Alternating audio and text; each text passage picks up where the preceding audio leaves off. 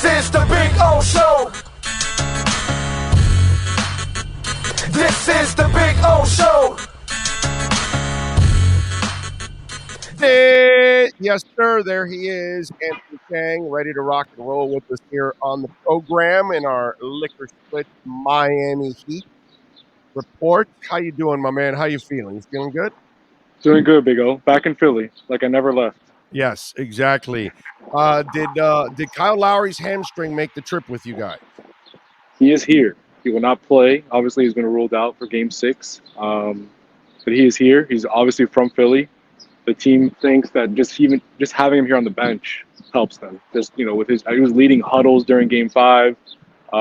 His basketball IQ helping Gabe. When he's on the bench. So he is here, but he will not play. All right, tell him not to wear sweatpants and all that because he looks like me then. It's not really good. It's not a good look. Anyway, all right, so let's get into, are they better off without him right now? Because really, I mean, the way that he played the other night, right? In this case right now, a hobbled Lowry maybe is not as sharp as a sharp Gabe Vincent. Yeah, I think with the version that we saw of Kyle Lowry in Philly, I think they're better off with Gabe starting right now. I mean, obviously Kyle was not effective. The hamstring was still bothering him. He didn't shoot the ball well at all. Defensively, he wasn't himself. So yeah, I think you got to get him closer to 100%. And even Spo said it a few days ago before Game 5. He said, Kyle will go out there and compete and he'll battle and he'll play through the pain, but at a certain point, there's diminishing returns.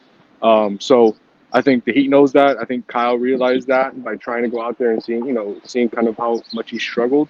So I think right now with this version of Kyle, Gabe is the better choice. At this point, we saw that a few nights ago. And I think the Heat are now 5-0 in the postseason with Gabe starting while Kyle's been out. By the way, you can download the Liquor Split app on iOS or Android. Search for it, Liquor Split. Flat fee of $2.99 delivery, whether it's your beer, wine, vodka, you name it. Don't drink and drive. Have it delivered to you. No hidden fees.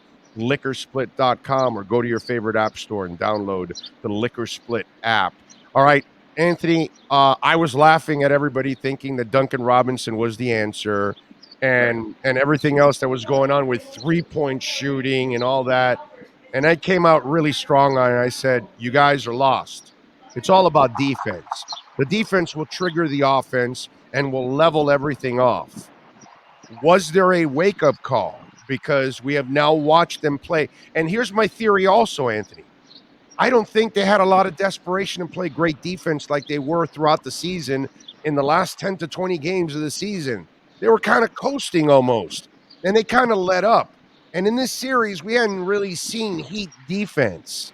Now we're starting to see that abusive Heat defense. We saw a little bit of it towards the end with Trey, right, with Atlanta. Right. But now it seemed like they figured out and said, all right, we got to play tough D all the way around.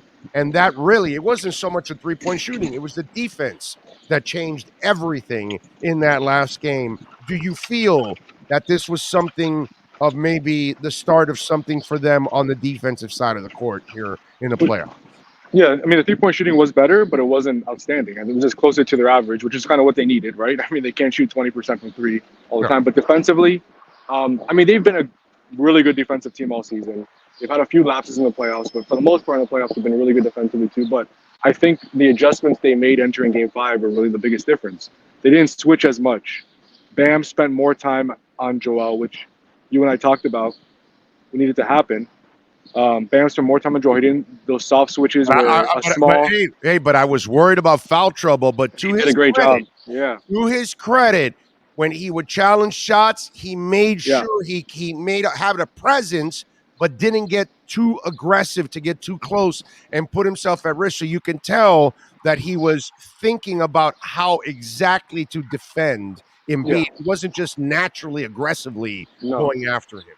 He was great defensively in Game 5. PJ Tucker also fought through screens. He didn't switch as much with James Harden. PJ spent most of the game on him.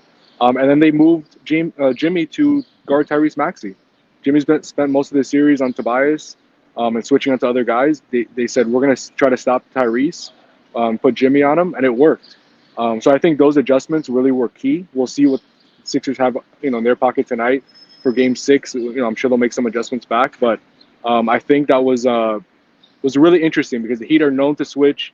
They haven't really, strayed away from that scheme, but they did it in Game 5 and it worked. And and thinking about that when you were talking about that, it makes so much sense because Maxi's the guy that can consistently beat you Yeah, from the perimeter and hurt you badly, whereas Tobias Harris is a streak shooter, if anything, from the outside.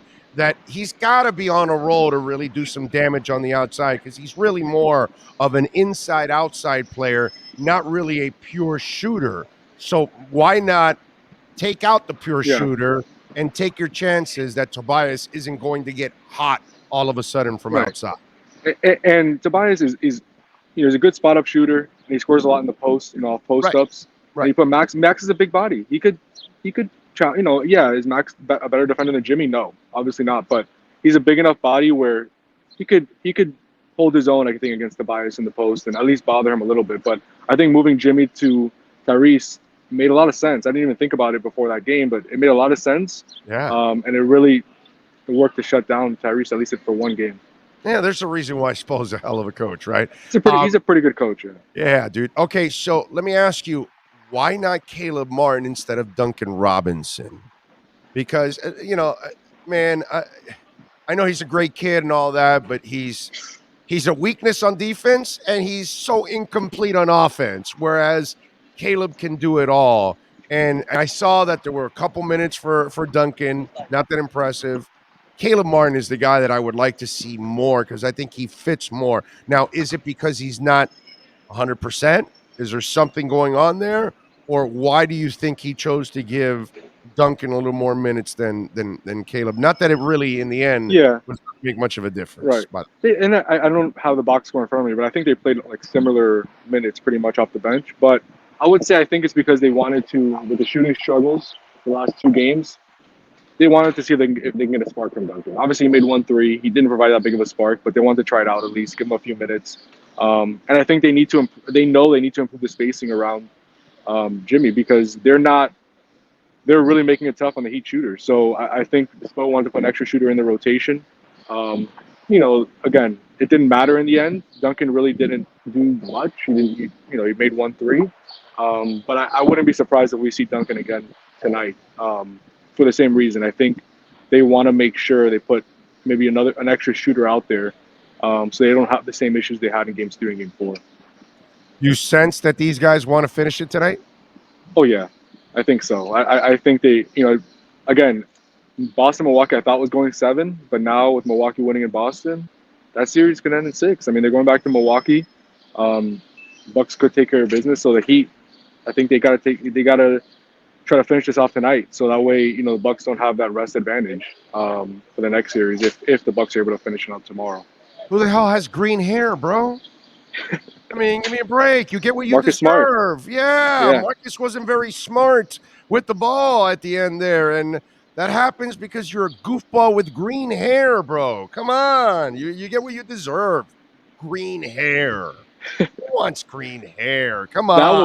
That was a hell of a play by Drew. Let me tell you, he made some great defensive plays at the end. Two steals from his the strip and the block. Drew Holiday's a very, very, very good and underrated defender. He was like, where did the ball go? Where did the ball go? Yeah. And clean. 100% clean. It was beautiful, bro. Yeah. He schooled him. I mean, there's no way Marcus Smart slept last night at all, bro. There's no way that guy slept last night. Yeah. Well, maybe he did with a bottle of whiskey from Liquor Split. He ordered it, didn't have to drive, $2.99 flat fee. There he goes. Download the app.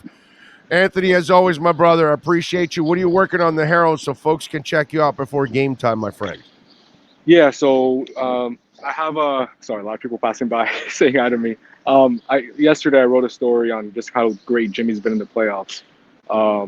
He's been arguably the best player in the playoffs so far. The advanced metrics say he's been the best.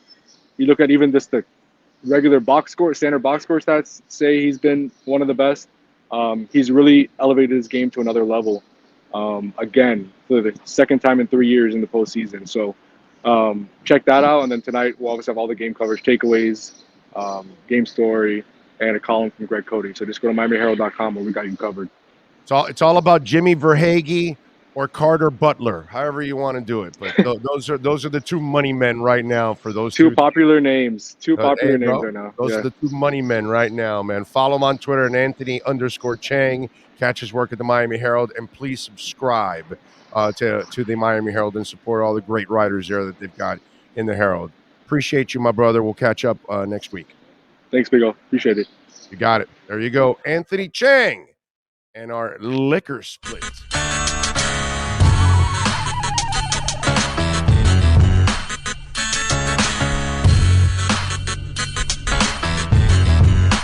This is the Big O Show. This is the Big O Show.